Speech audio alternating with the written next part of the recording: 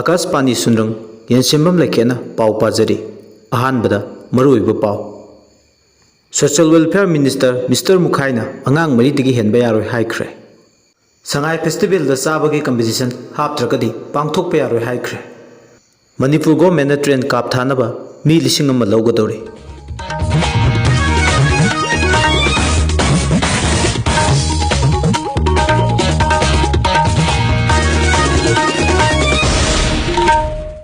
हौजिक मियामदा पाव मचा खाइने पिजरी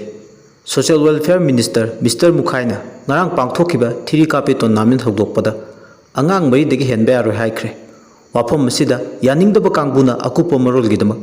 bigs maning degi khangbi be yagani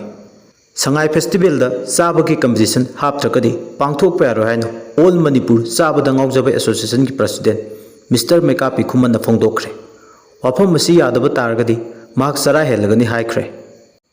Manipur government नारोल सिंह थबक पीनबगी पांदमदा अनौब पुलिस 1,000 ट्रेन काप थानबा लौगदौरी ट्रेन जौसलकपदा थबक असि तौनिंगबसिंगना मसागी बायोडाटा था असिगी तांग 35 फावबदा थाजिलकदबनी हाइरि हौजिक सानबगी पाव ऑल मणिपुर मुकबांग एसोसिएशन सिंदुना पांगथोखिबा चाबगी कंपीटिशन दा फर्स्ट चाबदा ngaujebedanana अहानबदुगा रनर्स अप दा मिस्टर मेकापी खुमन्ना ताखरे प्राइस मथंग चहीगी बाय बाय न्यू ईयर की अहिंग दे यंथोकलगनी 13 सुबह नोबाब टूर्नामेंट लुम्फू तोंबगी टीमना विनर ओइख्रे प्राइस लिसै मरु थाउ तैबमा गवर्नर न पीख्रे हौजिक अहिंग असागी पाव निंथम थादा इंग्रिबसी करिगिनो हाइना क्लाइमेट चेंज एक्टिविटीज प्रियाना गवर्नमेंट हंख्रे